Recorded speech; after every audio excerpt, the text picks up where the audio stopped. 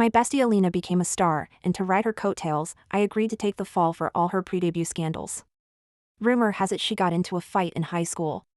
Me, I did it. Alina tried to talk some sense into me, but it didn't work. Rumor, she dated 3 guys online simultaneously.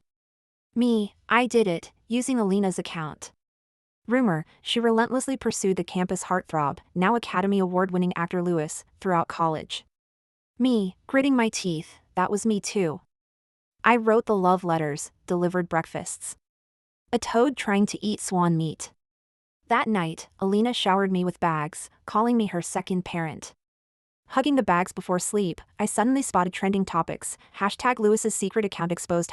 #Lewis claims secret crush came true. What's going on? Alina's call jolted me awake. Groggily, I opened my eyes. Hello? Bestie, I'm trending on hot searches. Check it out. What? I bolted upright like a dying man. Scrolling through the trending list, #Alina writing trends, #Alina Lewis romance rumors, #Alina playing both sides. Holy crap, she'd practically taken over half the trending list. After clicking through each one, I finally understood.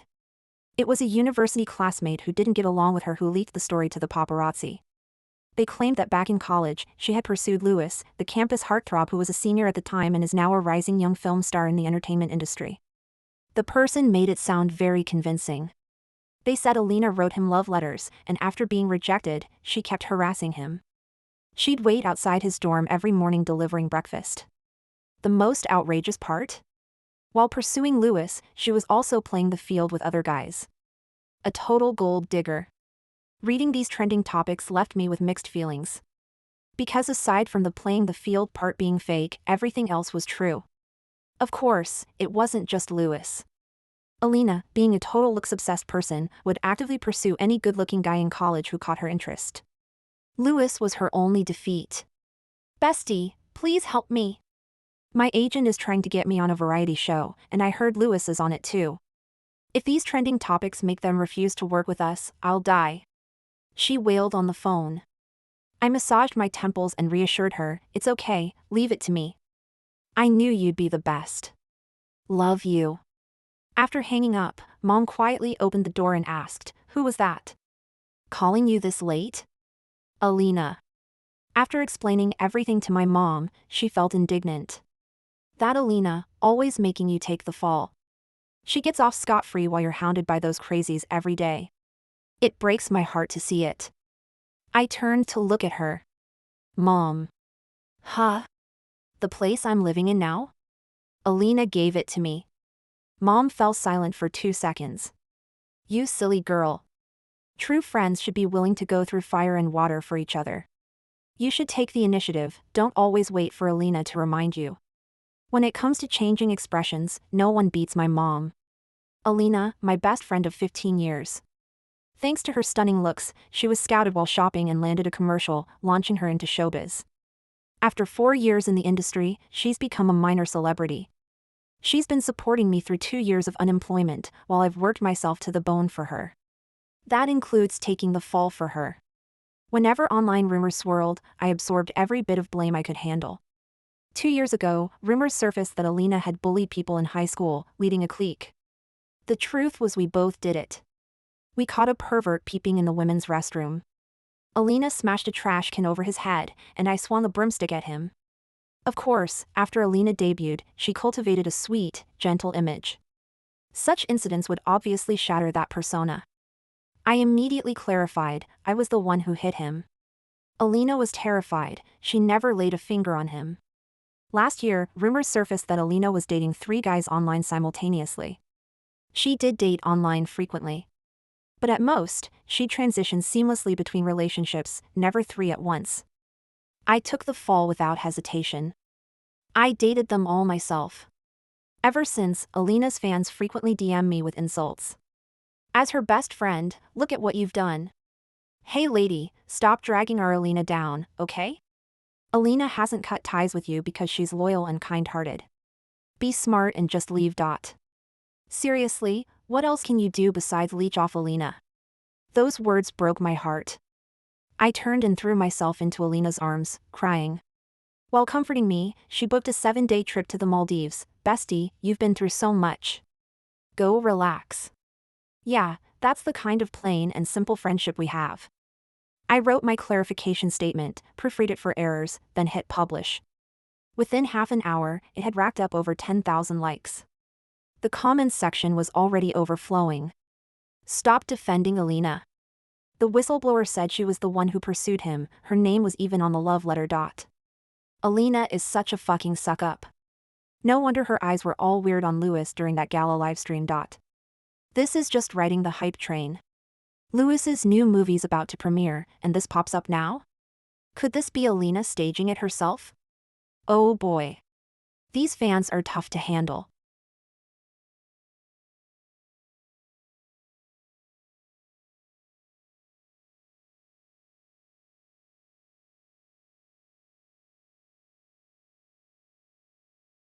Sis, what were you even hoping to gain? Me, I'm insecure. I'm vain. I'm a toad trying to eat swan meat. Everyone was stunned. But some kept pressing. The leaker also posted a photo, Alina waiting for Lewis downstairs at his dorm. Exactly. How do you explain this? I gritted my teeth and typed furiously. I was madly in love with Lewis. Alina was worried I might do something impulsive to him, so she went to great lengths to wait outside his building just to remind him to stay safe. Satisfied now? Happy to tear off my hypocritical mask? Thanks to Alina's earnest persuasion, I no longer like him and won't bother him again. You can all relax now. 10 minutes later, 2 trending topics slowly climbed the charts. Hashtag Alina's vengeful ghost BFF. Hashtag Alina's BFF has gone mad. Wah, you have no idea how viciously they're attacking me. I threw myself into Alina's arms and cried. There. You've been through so much. Alina said, slipping a Cartier bracelet onto my wrist. She pointed to several bags at our feet. Take these bags for now.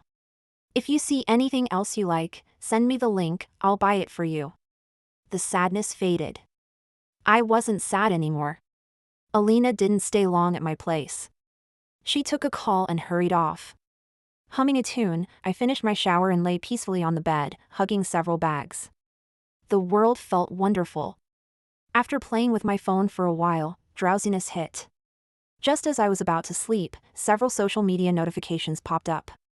Seeing the name Lewis, I instinctively clicked through. The top 3 trending topics were all about him.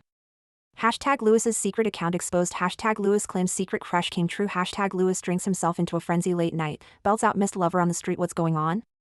I froze for a moment, clicking through each one to read. Turns out someone had uncovered Lewis's secret social media account. That in itself wasn't unusual, celebrities having multiple accounts is perfectly normal.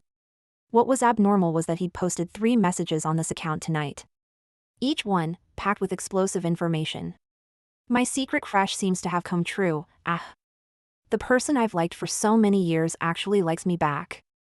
Am I dreaming? Crying face, but she doesn't like me anymore. These posts were a stark contrast to his aloof on-screen persona. So when they surfaced, many fans questioned the authenticity of the account. That was until a video shot by a passerby went viral on short-form video platforms. In the clip, a man in a trench coat, mask, and beanie crouched under a streetlight. The background audio captured the shooter whispering in awe, "He's so handsome. I wanna ask for his number." Encouraged by passers-by, the shooter finally mustered the courage to approach. But before reaching him, the crouching man abruptly stood up. He staggered away, clearly drunk. As he walked, he sang "Missing My Love" at the top of his lungs. The comments exploded. I'd recognize Lewis even if his body was burned to ashes. That high-pitched voice is pretty unmistakable too. At Lewis bro, you're living life to the fullest. At Lewis better give us a proper explanation tomorrow when you sober up. Wait, who's the object of his affection? Could it be Alina's bestie? Didn't she just clarify that she was the one who chased Lewis in college? Are you crazy? Are you crazy? I blinked and silently chimed in. Are you crazy? Lewis likes me? Impossible. I laughed it off and was about to sleep when Alina suddenly called. Hello? Bestie, Lewis was talking about you, right? Her voice was excited, clearly buzzing with gossip. I rolled my eyes. Are you crazy? Alina pressed. It's not impossible. You and Louis were pretty close in college, right? Plus, you're smart, cute, pretty, loyal. Stop. I cut off her insincere praise. Corrected her, Louis and I weren't close at all in college. After a few more casual words, I finally hung up. Lying in bed with my eyes closed, sleepiness had completely vanished. Alina's words echoed in my mind. Were Louis and I close? No. Not at all. My first encounter with Louis happened thanks to Alina. On the way to the cafeteria, she grabbed my arm. Quick, quick, quick, look at that hottie. I shrugged it off as usual, stopped staring. You're a beauty too, show some restraint. She slapped my arm. No, this guy is seriously gorgeous. I sighed and followed her pointing finger. The guy stood beneath the classroom building, talking to a teacher. Tall and handsome. Alina stared over there, her eyes blazing with determination. Bestie, you go get his number for me. I froze. Why don't you ask him yourself? With her looks, she'd have a much better shot than me.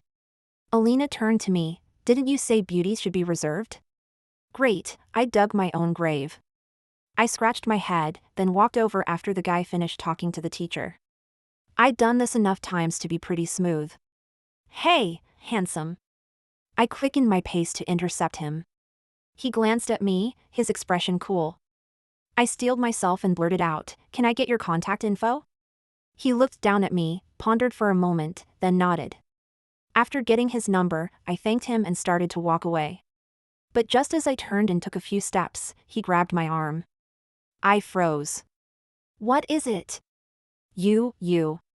He seemed flustered, then leaned in close and whispered rapidly in my ear, "Dude, your hemorrhoid looks like it's ruptured." I froze. I admit my hair was a bit short, my skin a bit rough, my clothes a bit androgynous, and my voice hoarse from a cold. But to mistake me for a guy like that? Wasn't that a bit hasty? Frowning, I glanced down. There were tiny bloodstains on my pants. My period had come early. I couldn't be bothered to explain further. Just a quick thanks. Then I bolted. After such a disastrous first encounter, how could she possibly be talking about me as her crush? The next morning, Alina called with exciting news.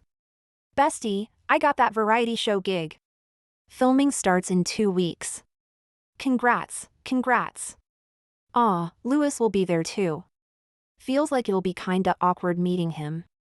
She kept talking to herself, whatever, we'll deal with it when the time comes. Oh, and you have to come too. My bite on the bread froze. Why would I go? Alina explained, it's a jungle adventure treasure hunt show. Before filming starts, they need to record guest introductions, personality, career, and interview friends and family. You know, you're my best friend. I looked skeptical. That's it? Silence fell for a few seconds. All right, I knew I couldn't fool you. The truth is, you've been trending lately, and the director asked me to bring you in. Might as well cash in on that buzz. I sighed. Send me the time and location. Really? You're in? Alina beamed. Yeah. She'd done so much for me, and there was little I could do in return. So this small favor? I wouldn't dream of refusing.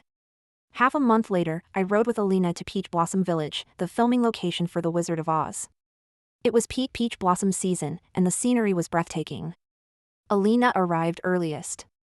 By afternoon, the other guests trickled in. Besides Alina and Louis, there were 4 other guests. Alina tugged my sleeve, pointing at a female actress getting out of a car. Look, Bonnie.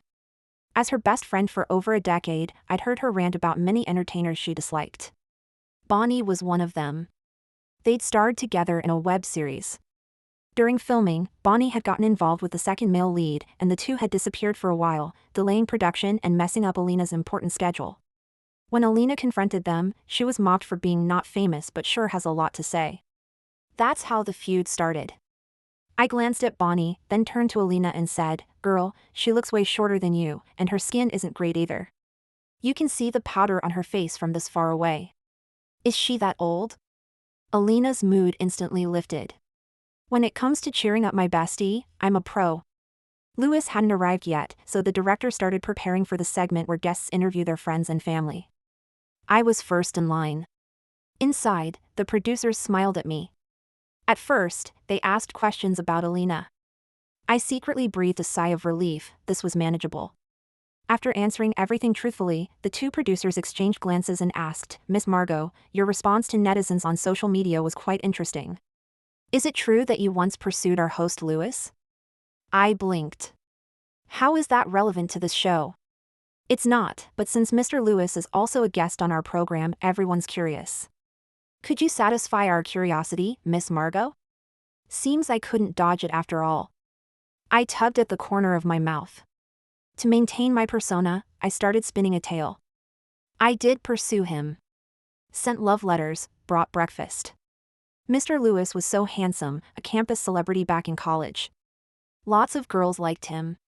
The producer pressed on, "So, Miss Margot, what stands out most in your memory about Mr. Lewis during his college days?" Most memorable?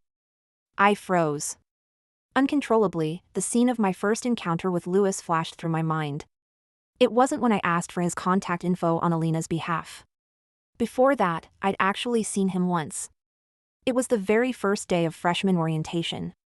After navigating the crowded main thoroughfare, I was lugging my suitcase toward the dormitory building. As I approached the stone bridge beside the artificial lake, a large crowd blocked my path. They were standing on tiptoes, craning their necks to peer below.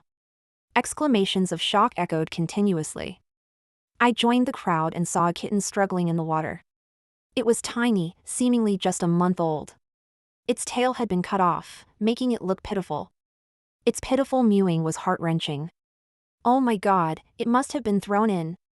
It looks like it's about to die. The crowd was noisy, but no one moved to help. I'd already dropped my suitcase and rushed down the bridge, ready to jump into the lake. But the guy beside me acted faster. He leapt into the lake and swam swiftly. He gently cradled the kitten and swam toward the shore. Snapping back to my senses, I reached out to pull him up. The boy grasped my hand. He shook his hair, revealing an incredibly handsome face. "Thanks." He didn't look at me, leaving only those words. But he left a deep impression on me. I composed myself and smiled. For questions like that, perhaps it's better to ask someone close to Mr. Lewis. "I'm here as a friend of Alina's." The director paused, then nodded. "Understood." After the interview, I turned to leave without lingering. But the moment I pushed open the door, I nearly collided with someone. My apologies. I apologized instinctively, only to look up and realize it was Lewis and his friend.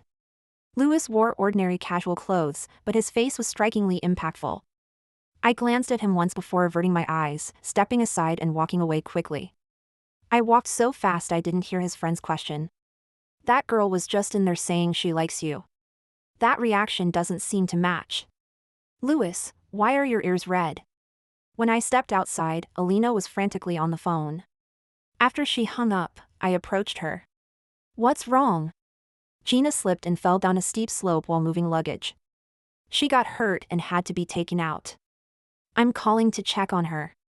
Gina was Alina's assistant, and I knew her too. "Don't worry," I reassured her. "They'll contact you with updates." "Let's go." "We should move the luggage first." Sure enough, 3 hours later, Alina got a call. The staff who took Gina to the hospital said she'd fractured her leg and couldn't work for now. "It's fine. Let her rest. I'll request the company to send another assistant." Alina hung up, looking gloomy. I walked over. "Can the company send another assistant?" She shook her head. Doubtful. "It's fine. I can manage alone. It's not like we absolutely need an assistant." She gave me a small smile. I raised my hand and playfully smacked her forehead. "Stop pretending to be tough." "What do you mean alone?" "I'm right here." Alina froze for a moment, then suddenly wrapped her arms around my waist. "Aw, what would I do without you?" What was supposed to be a 2-day trip stretched indefinitely. I decided to stay on as Alina's temporary assistant. But I never imagined being an assistant would be this exhausting. Not only did I have to look after my own artist, but I also had to fill in as extra labor whenever the production crew was short-handed. I was like a brick, moved wherever they needed me. After 3 straight days of this, my back ached and my muscles were sore. I wanted to complain to Alina, but seeing her even more exhausted than me, I swallowed my words. Early that morning, Alina left early for the show recording. From afar, I spotted a prop department staff member heading my way. I turned my head away, silently chanting, "Don't see me, don't see me. Margot." I was called out after all. But the voice sounded off. I froze, then turned to look. Louis stood beside his van, waving at me. The props crew stood awkwardly nearby. I pulled my hat down and walked over. "What is it?" Louis turned and got into the van, motioning for me to follow. Once inside, I saw how spacious it was. Twice as big as Alina's van. Louis pointed to the orange cat curled up on the sofa. "I'm afraid it might get lonely. Could you keep it company for me?" "A cat, lonely?" I shot Louis a skeptical look. He didn't even blink. "There's water in the fridge, snacks in the cabinet, and Wi-Fi in the van. Just stay here." "Sure," I agreed immediately. I love kitties. Louis's lips curved into an almost imperceptible smile. Then he got out and joined the filming. I flopped onto the sofa. A contented sigh escaped me. Looking up, I locked eyes with the orange cat. Only then did I notice its tail was only half its normal length. Was this the cat Louis had rescued from the artificial lake? Shocked, I studied it closely and confirmed my suspicion. It was the same one. Louis had saved that cat and raised it to this size. Meow. The orange cat meowed softly, rubbing its head against mine.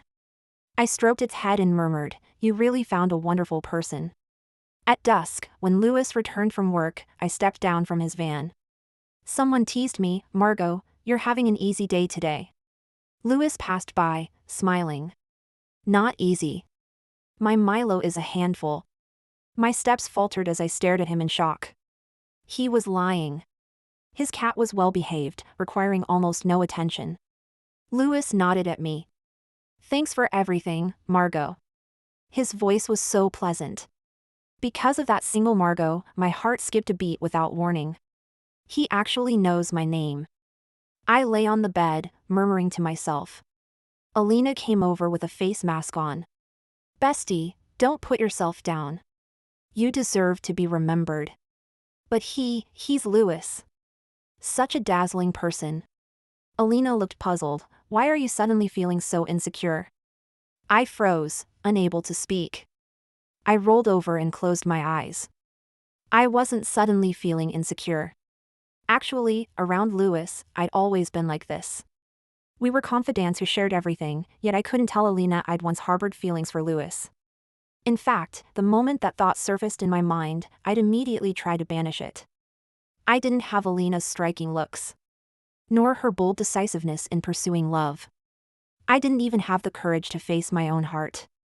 So I kept telling myself, this isn't attraction. It's just admiration. Admiration for someone exceptional. For the next few days, variety show recordings ran late. I stayed by Alina's side to look after her. As filming neared its end, she waved at me, "Bestie, go pack up my stuff first. We can head straight back afterward." Sure. After returning everything to the production van, I went back to pick her up. But I searched the entire set and couldn't find Alina anywhere. Staff members were gradually leaving in their vehicles. I quickly grabbed the assistant director who hadn't left yet. "Where's Alina?" The assistant director froze. "Didn't she leave with you?" "No." I grew anxious. "Didn't you see her?" Someone urged the assistant director to get in the car. He mumbled, "She probably went back to the crew's lodging with the production team. Go check there." With that, he climbed into the vehicle and drove off. I dialed Alina's number as I ran back to my car. But Alina's phone rang in my pocket. She'd left hers with me while working. I had no choice but to return to the lodgings first. Yet I still couldn't find her anywhere. My panic grew. Just as I was about to seek out the director, I spotted someone lurking suspiciously near our door. The figure immediately ducked back when I looked over. My gut told me something was off about this person.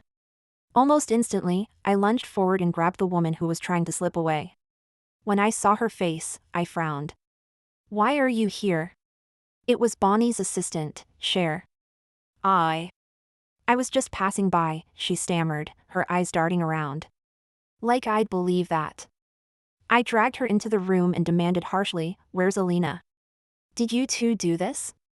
Cher was young, and my question made her body tremble. I pulled out my phone. "I'm calling the police." "Don't," she hurriedly said. "Sis Alina is up on the mountain." I froze. "What?" Cher was on the verge of tears. Sis Bonnie saw how fast and well Alina had been completing tasks these past 2 days, stealing all the spotlight. She wanted to teach her a lesson. At dusk, she tricked Sis Alina into thinking there was a hidden task on the mountain, saying the production crew was still waiting for her there and she had to hurry. Sis Alina is so competitive. She grabbed the hidden camera and went. We thought she'd just run an extra errand and come back once she realized the crew wasn't there. But she still hasn't come down. I even heard villagers say there might be aggressive beasts up there at night. The final straw snapped in my mind the moment she said that. I shouted, "Which mountain?" "The one behind today's filming location." Cher blurted out everything at once. I pushed her aside and sprinted out of the room. The moment I stepped outside, I spotted Louis's car. Louis was getting out. Without a second thought, I rushed over and grabbed his sleeve. I calmed myself as much as possible and explained the situation to him. "Please go find the director and tell him to send people to look for Alina immediately." I turned to leave. But he grabbed my hand. "Where are you going?" I snapped. "To find her, of course." "Alone?" "It's dark now. Don't get lost yourself while searching for her." He remained composed. "My assistant and I will accompany you." He pulled me into the car and instructed the driver to proceed. He then called the director, instructing him to alert the police and enlist local villagers to guide them up the mountain in the search.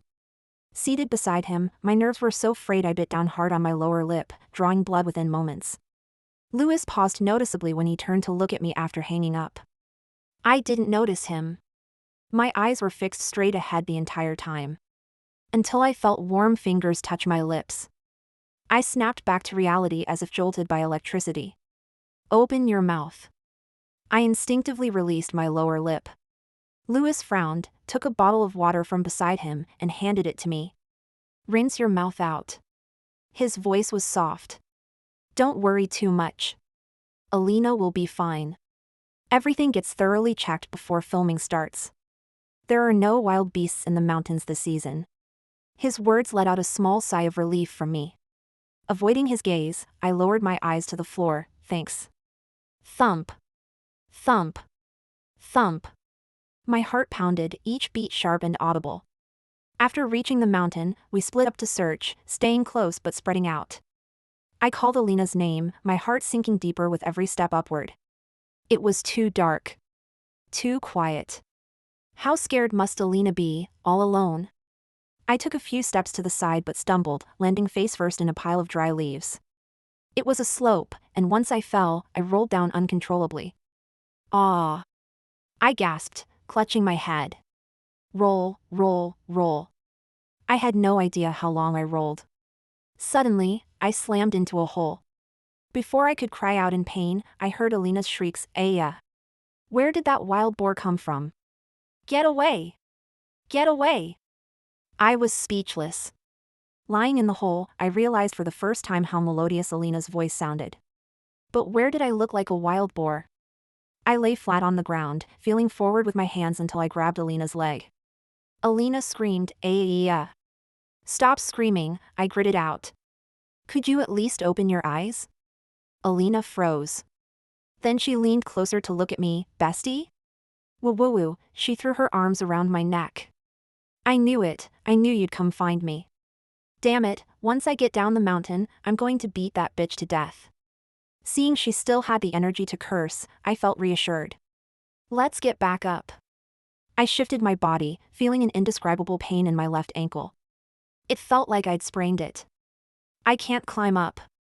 Alina's voice was disheartened. I fell down before dark. "This is an abandoned trapping pit. It's pretty deep, and the walls are slippery. Without someone to pull us up, we can't get out." No sooner had she finished speaking than a commotion erupted overhead. She gripped my hand tightly, holding her breath in tension. The next moment, a dust-covered figure came into view. Margot? That voice. I quickly held up my phone to shine light. It was Louis. Seeing us, he let out a heavy sigh of relief. Watching his disheveled state, I couldn't help but stare. It took me a while to tumble down. He heard the noise and rushed down without stopping, probably taking several hard falls along the way. He's an actor who relies on his looks. Wasn't he afraid of ruining his face? While I was lost in thought, he called his assistant over. They tied some clothes together and lowered them down. Alina and I were pulled up one after the other. As soon as I reached the top, Louis looked straight at my left foot. Sprained it? I nodded. Out of the corner of my eye, I saw Alina holding her waist and blurted out, "Your back injury flared up?" She'd fallen from a horse during filming before, and her back had never fully recovered. She nodded, clearly in discomfort. Louis instructed his assistant, "We'll carry one each. Let's not linger here, it's unsafe." He had a point. This wasn't the time for coyness. I hopped over to his assistant. Louis grabbed me by the collar. "What are you doing?" Confused, I retorted, "Aren't you carrying Alina? She's much lighter than me. Your assistant looks sturdy, he can handle me." Margot. Louis laughed bitterly. "Do you think I can't handle it?" Heaven knows I didn't. Before I could respond, he crouched down in front of me. Meanwhile, Alina hopped onto the assistant's back. Seeing her pained expression, I couldn't afford to hesitate. Gritting my teeth, I carefully climbed onto Louis's back. The moment I lay down, I was stunned. Louis was the type who looked slim in clothes but had solid muscle underneath. His back muscles were evenly toned and powerful, lifting me steadily as he began walking down. Finding Alina had finally relaxed my taut nerves. But relaxation bred overthinking. Lying stiff as a board on Louis's back, my mind was a tangled mess. Only now did regret set in. How could I have let Louis carry me? I still had one good leg, I could have hopped along. Bad move, bad move. Margot. Louis suddenly called out to me. "Me, huh?" "Nothing." Louis's voice carried a hint of amusement. "Just making sure I'm carrying a person, not a piece of wood." I should be thankful it was dark now. He didn't see my flushed face. "Margot, when you were helping Alina pursue me before, weren't you quite the smooth talker?" Louis's unexpected question caught me off guard. Truthfully, not everything I'd clarified online was false. I did often deliver Alina's love letters and breakfast to Louis. Beyond that, I'd helped her gather intel on Louis's hobbies and ideal type. But the rumors were a jumble, fact and fiction tangled together. I couldn't be bothered with all that, so I went straight to the source. I got hold of Louis's class schedule and started sitting next to him during lectures. "Hi, what do you like to eat?" I pulled out a sheet and launched into my questionnaire. Louis jumped at my sudden appearance, but once he recovered, he answered honestly, "Sweet things." Without looking up, I pressed on, "What sports do you like?" "Swimming." "Do you prefer reading or watching movies?" "Movies." "Comedies or action films?" "Action films." When class ended, I said thanks and started to leave with my questionnaire. But Louis blocked my path. "Hey, buddy. You've been prying into my private life, and I've told you everything. How about you do me a favor in return?" Back then, he still thought I was a guy. He was the captain of the school swimming club and needed to record a tutorial video to teach new members how to swim. He asked me to be his partner. Fine. For my sister's happiness, I decided to make a sacrifice. When I came out wearing my swimsuit, Louis chuckled, "Why so covered up?" I didn't bother responding. "Just get started already." He guided my movements, but just before I entered the water, he suddenly whispered a warning. Just a heads up, don't rush into the water too quickly. The force of the water can be intense. Make sure to protect your important areas." My temple twitched at his words. Even someone as thick-skinned as me felt embarrassed. Straightening up and exhaling, I gave him a smile. "I'm a woman, thanks." How we managed to finish filming that instructional video remains a mystery. I only vaguely recall Louis's voice directing me. "Right, go down and inhale, come up and exhale, go down and inhale, come up and exhale." He was dumbfounded too. Halfway down the mountain, our group encountered the production crew rushing frantically uphill. Seeing us, they visibly relaxed. They scrambled to take me and Alina, carrying us down the mountain. Back at the residence, Bonnie approached with a look of genuine distress. I'm so sorry, Alina, I misheard. I truly didn't mean to. Her tears fell like pear blossoms, making her look pitiful. A surge of inexplicable anger flared up inside me. Alina hadn't even cried, yet she had the nerve to weep. The next second, a figure darted past me. Alina grabbed Bonnie by the hair, yanking her until she yelped, "You lying bitch. You did this on purpose." Bonnie couldn't keep up the act anymore and immediately fought back. Alina's back was still hurting, and she quickly got the short end of the stick. Oh, really? Fighting my best friend right in front of me? I hopped over, grabbed Bonnie from behind, and choked her neck until she let go of Alina's hair. If anything happens to Alina, I won't let you off the hook. The three of us tangled in a heap as the production crew watched in stunned silence. They scrambled over, struggling to pry us apart. Louis stood nearby, amused. His assistant asked, "Boss, why aren't you breaking it up? What's the rush?" "She's not getting the short end of the stick." The assistant froze. He glanced at his boss. Louis stared fixedly in the other direction, his gaze as tender as if watching his beloved dance. But over there were only 3 disheveled women fighting. Well, the Oscar-winning actor truly lived up to his title. Everything he looked at was imbued with deep affection. Alina and I spent the night at a nearby clinic. The next morning, we saw the trending topic on our phones and nearly fainted from rage. Bonnie actually pulled a bait-and-switch, #Alina and her girlfriend recorded Bonnie being assaulted accompanied by a video of the 3 of us fighting. Unbelievable. Unbelievable. Alina writhed on the bed in fury. I asked, "Can you clarify your side? Say she tricked you into going up the mountain and nearly caused an accident?" "No evidence." Alina fumed. "Who can prove she tricked me? In our line of work, everything needs proof, otherwise fans won't buy it. Are we just going to let her slander us?" The comments under that trending topic were already flooding in. "Those 2 again? Go home, Alina. Take your troublemaking bestie and get out of here. Openly assaulting someone? That's despicable. Poor Bonnie. This is definitely police reporting level, right? Doesn't the production team do anything? Can those 2 crazy women leave the Wizard of Oz crew? I'm genuinely scared they'll target Louis. Holy crap, yeah, Louis was there too. At Louis, stay safe. Are we some kind of dangerous criminals? Talking like that really hurts." I turned off my phone, lay back on the bed, and pondered life. Suddenly, Alina in the next bed sat up clutching her phone. "Holy shit. What's wrong? Bestie, you gotta see the trending topics." "I don't wanna see it, it's all bashing us." "No." Alina panicked, shoving her phone right in front of me. "It's a new trending topic." I stared at it and immediately sat up. #Louis suspense filming, refuses to work with Bonnie. What's going on? I grabbed my phone and clicked in. Under that hashtag was a social media post Louis had just shared. The post was concise. Louis stated that an artist surnamed Jiang from the production team had exhibited unprofessional conduct, refusing to continue working with them and offering to pay the production team's breach of contract penalty. Attached was a dashcam video clip. In the video, Bonnie smoked while cursing at Alina, telling her assistant she'd teach Alina a lesson. The assistant asked how she planned to do it. She sneered coldly, "That's easy enough, just make her spend the night up the mountain." This trending topic exploded rapidly.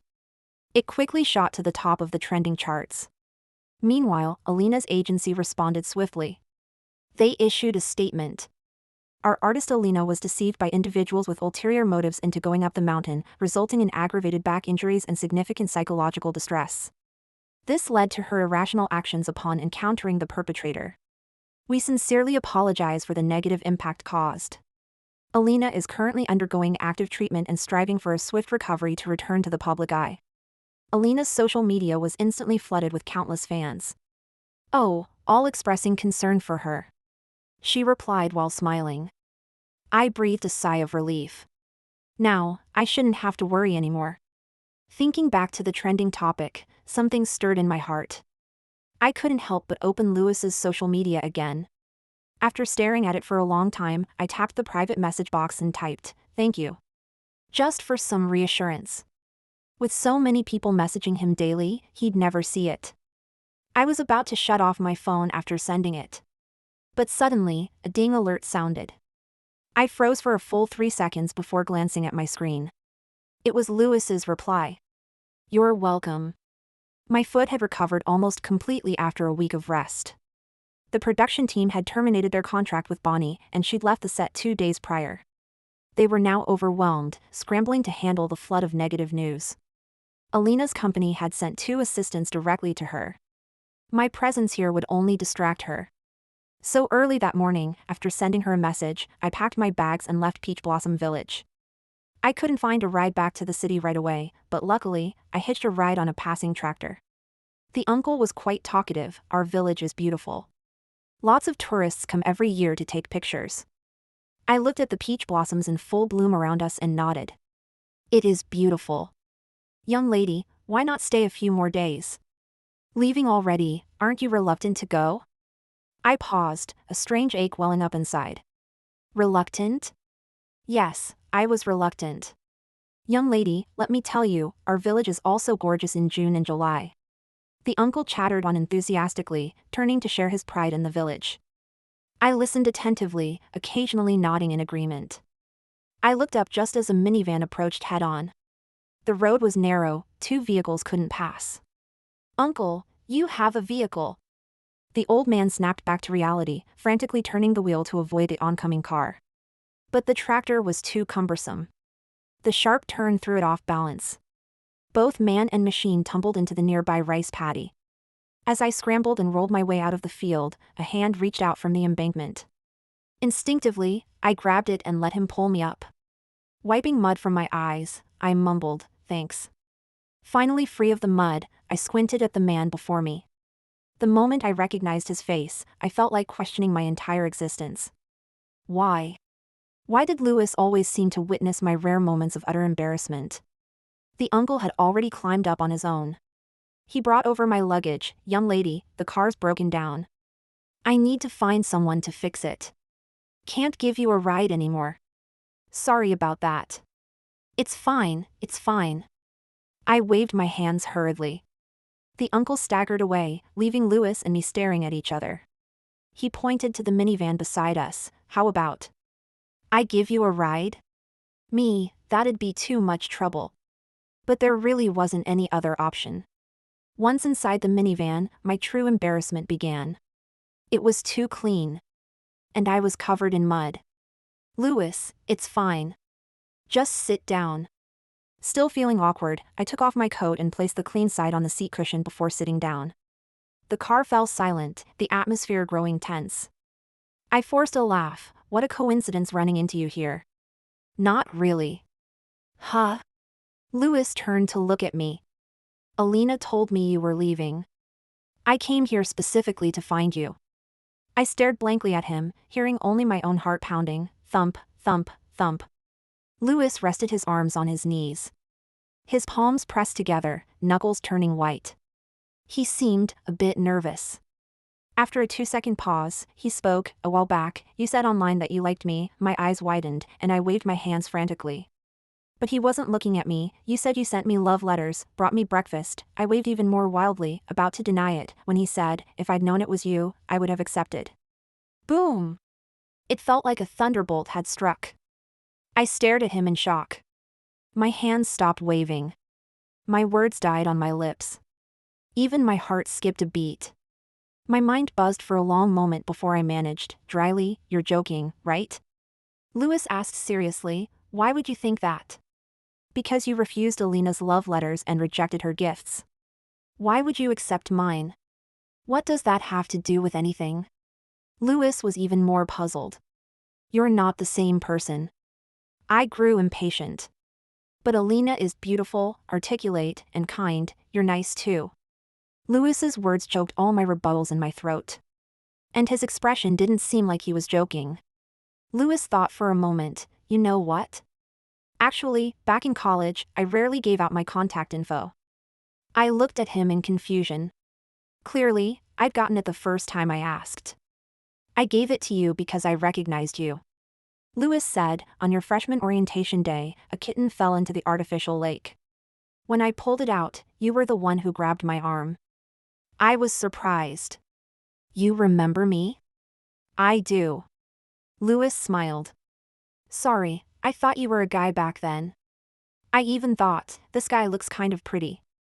My face flushed, and I felt a bit embarrassed. Lewis continued, the kitten had its tail deliberately cut off before being thrown in.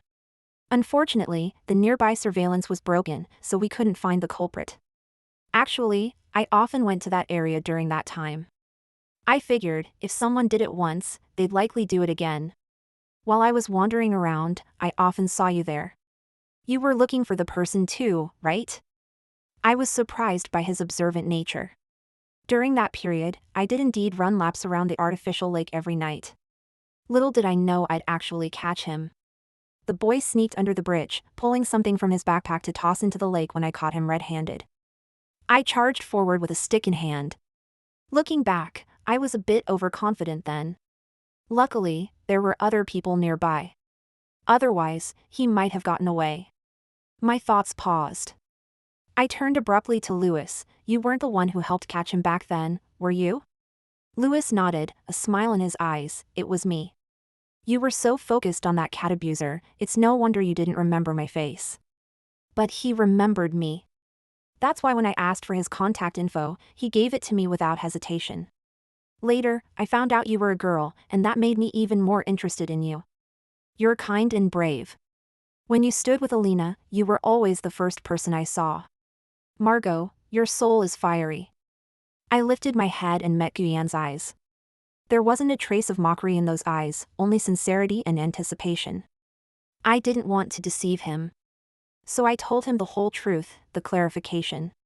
But after I finished, Lewis didn't react much. He smiled. You can start trying now. Try what? Try to start liking me. I have no idea how I got through the rest of the ride. Perhaps Lewis's gaze was too intense. I could only tilt my head, leaning against the window and pretending to sleep. But my mind was in chaos, as if drowned by countless tiny voices. After returning home, I resumed my normal life. Staying indoors writing scripts, calling Alina, listening to her rant about some celebrity. That evening, my phone rang. Thinking it was Alina, I answered without hesitation. Hello? Margot. I froze. Lewis? It's me. Lewis's voice carried a hint of amusement. I didn't expect you'd remember my voice. I remained silent, feeling my cheeks grow hot. Lewis said, I got your number from Alina. Oh. What's up? Do you have any scripts on hand right now? I paused. Yeah. Why do you ask? I studied playwriting in college and always dreamed of becoming a screenwriter. Unfortunately, after graduation, I hit wall after wall. I pitched a few projects, but most never got off the ground. Sometimes I'd write half a script before the project fell through. Lewis said, Director Stone is developing an urban thriller series and is currently looking for a screenwriter. I'll give you an email address. Send him your script to see what he thinks. I instinctively refused. I can't do it. This was Director Stone, after all. Every drama he directed was a masterpiece, launching countless Academy Award winners. At the same time, he demanded perfection in scripts, often refining them for years before filming began. How will you know you can't do it if you don't try? Lewis's voice was gentle yet powerful. Margot, you're exceptionally talented. You won the university's screenwriting competition 3 years in a row.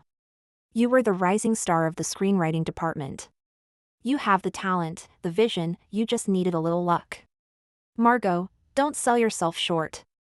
I stood by the window, watching my reflection in the glass. Silence stretched on. Lewis didn't rush me. He just waited quietly. After an unknown span of time, I blinked my stinging eyes. All right, please send me your email address. Sure. Lewis. I smiled. Thank you. Director Stone's reply arrived swiftly. It was lengthy, a sprawling paragraph. I could only make out the final sentence. The script shows raw talent with some rough edges, but it's clear the writer possesses genuine creativity, unique perspectives, and an unconventional approach. We welcome you to join our team. Please add my contact for further discussion. I read it over and over. Finally convinced this wasn't a dream. I'd actually received an invitation from Director Stone. Ah! I excitedly threw a fist pump on my bed. Then I shared the good news with Alina right away.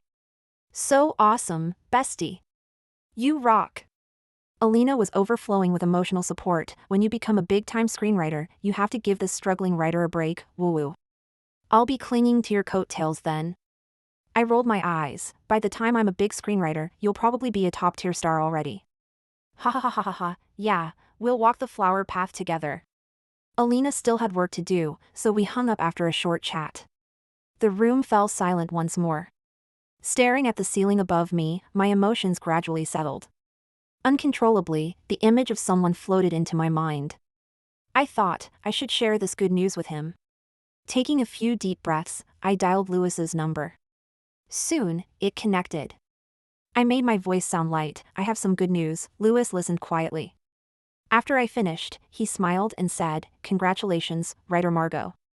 My face flushed. "I'm not really, in my eyes, you already are." Before I could respond, Lewis asked, "Are you in town right now?" I nodded. Yes. I happen to be working here. Lewis's voice was gentle, like a warm spring breeze carried from afar. Want to meet up, Margot? Want to meet up. Should I meet him? In that instant, no other sound reached my ears. Only a voice from deep within me screamed wildly. Yes. Yes, meet him. I hadn't realized Lewis was so close to my home. The moment I sent my location, he laughed, "Wait for me. I'll come pick you up." We met at the apartment entrance. His car was parked by the roadside.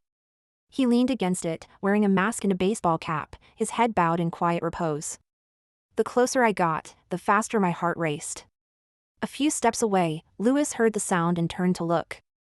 Then his eyes crinkled. I stared at him, finally unable to hold back. I quickened my pace, reached out, and embraced him. Thank you. Thank you for helping me regain my confidence. Thank you for making me feel like I'm not so bad after all. Thank you for showing me that I deserve to be loved too. Lewis paused, then wrapped his arms around my waist. His voice brushed my ear, "You're welcome." Lewis, I think. I don't need to try anymore. Try what? To like you. Lewis chuckled, "Why?" Because my liking for you never stopped in the first place. The spring evening breeze was gentle. We embraced beneath the streetlight. The moment was perfect, until someone's shriek pierced the air. Holy shit. Bestie? I opened my eyes. Staring back at me, suitcase in hand and mask on, was Alina. What? You're dating? Why didn't you tell me? Alina flung her suitcase aside. She charged toward us, fury radiating from her. I'll see who it is that made you forget your principles for a guy. I rushed back to celebrate with you, and you're here hugging some guy? I tried to stop her, but failed. Lewis had already let go of me. He turned to face Alina, removing his mask under her murderous glare. Hello. Alina froze. Her eyes widened as she stared at me, then at Lewis, then back at me. Finally, her eyes rolled back, and she collapsed backward. I rushed over to catch her. Alina lay on the sofa, eyes closed. This is an illusion, this isn't an illusion. Alina curled up on the sofa, glaring at me. You kept this from me for so long? Sorry about that. I felt guilty. I never thought. I watched her cautiously. Alina, are you angry? Of course I'm angry. Alina patted my arm. I'm only angry that you kept this from me. She linked her arm through mine. Actually, Lewis is a good guy. I have absolutely no objections to you two being together. But before you, I did pursue him back then, but you know I was just attracted to his looks. Plus, you did more work than I did chasing him. I wasn't really invested. Alina said, Bestie, don't carry any guilt. Just date him openly and freely. She hugged me. My bestie is so amazing, so wonderful. Lewis is barely good enough for you. She patted me. Come on, get up and get ready. Isn't Lewis still waiting downstairs? Let's go. I'll treat you both to dinner. Hearing her say that, my eyes suddenly stung. Alina and I have known each other for over a decade. Besides our parents, we know each other better than anyone else in this world. She knew I carried baggage because she'd once pursued Lewis during college. I could see it too. She felt guilty about her shallow pursuit back then. She seemed carefree, but her thoughts were intricate, always overanalyzing. She wondered if it was her fault that Lewis and I had missed each other for so long. I took her hand. What do you want to eat? Alina turned to look at me. I stepped closer and hooked my arm around her neck. No talking about dieting today. I want hot pot. Alina stared at me. Are you treating? I'm treating. What about Lewis? I shook my phone. He said he had something else to do and left. Alina pursed her lips. At least he has some sense. I ruffled Alina's hair. Tonight's a girls' night. Alina playfully punched me. Why didn't you say so earlier? After hot pot, I'm going drinking. Fine, let's drink. We're not leaving until we're drunk. All right, we're not leaving until we're drunk. Bestie, you have to be happy forever. Okay, forever happy.